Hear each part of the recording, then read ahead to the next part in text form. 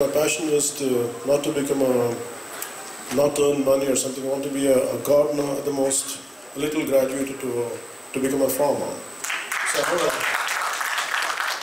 have a deep respect and deep passion for farming and a lot of reverence for nature. So that's what makes me really to understand the pain and agony of our farmers. But there are a lot of issues are there to address because in really a lot of research has to be done why they're dying. And so when you keep each individual case, and it should be slotted in different ways, and then you could garden katela. Each farmer suicide in one depending on which part of the states we're talking about. For example, rice and paddy. In Rayalaseema, you're not supposed to grow paddy. But if you try to cultivate rice there, it needs a lot of water. Rayalaseema is being a dry area. It should go for some kind of a millet kind of crops. But if you go a kind of rice or something which needs more water, eventually they can't do it. And they invest a lot trying to provide a lot of water in the process. They lose a lot of money. They try to raise a lot of loans which they could not get back the returns. And eventually that really diminishes their hope, and that makes them hopeless. That creates a lot of hopelessness in their life, and eventually that makes them to commit suicide. There is one kind of case, and sometimes even for family's sake, because they take loans and they try to use it for their the Indian class system. We compete with rich who can afford certain way of life, certain way of celebration. Though I don't have money, still I try to compete with them and try to money which is meant to use it for some purpose, and they divert it for certain particular things. And these are one case. But in general, on the whole, there is a lot of pain, and a lot of advice and insight should be given through the agricultural ministry, which is lacking. I feel farmer suicide majorly state governments should really look into it, and they have to make individual case studies. David Thoreau's Walden.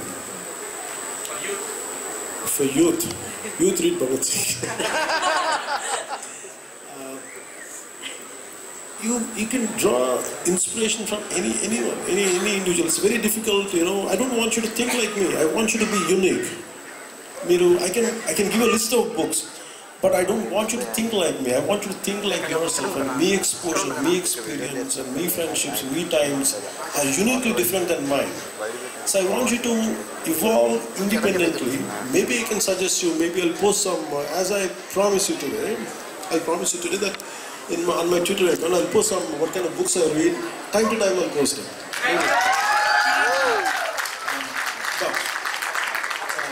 They are just a hint, don't go by it. I want you to evolve on your own. They are just like what I read. It's like a kind of sharing, but don't take them too seriously. Because my life and my exposure is entirely different than yours. I mean, I prefer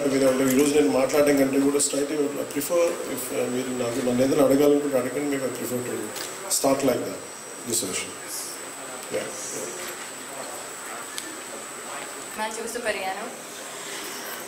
నా question ఏంటంటే, ఇంతమంది fan following ఉంది కదా మీకు, ఇంతమంది అంతగా ఇష్టపడడానికి మీలో మీకు నచ్చే క్వాలిటీ ఏంటి సార్?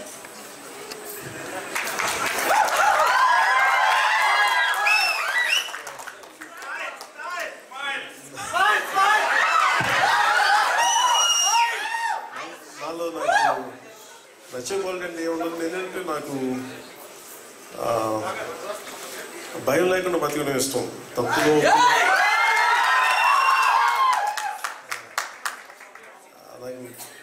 నాకు తప్పు ఉందో రైట్ నాకు తెలియదు, కానీ నేను భయపడతా బతకడం నాకు ఇష్టం లేదు. అలాగే నాకు అనిపించేది ఎప్పుడు నా కాన్స్టెంట్ అంటే ఎప్పుడు లెర్నింగ్ ప్రాసెస్, ఎప్పుడు స్టూడెంట్ లాగే ఫీల్ అవుతాను, ఎప్పుడు నేర్చుకుంటానే ఉంటాను. These are the two qualities which I feel I identify more with myself. the fearlessness and constant learning. Hi sir, my name is Samanvita. I think that one advantage you have compared to all the other political leaders is you can convey your social views through your films. My question is, will we see any of your films which you use to convey your political ideology? Because I personally feel, film should give you a lot of entertainment, laced with human values. Politics is entirely different. In cinema, you cannot solve issues. Maybe in an entertaining manner, you can start an issue and finish it in 2.5 hours. But in reality, it takes decades even to address a small issue.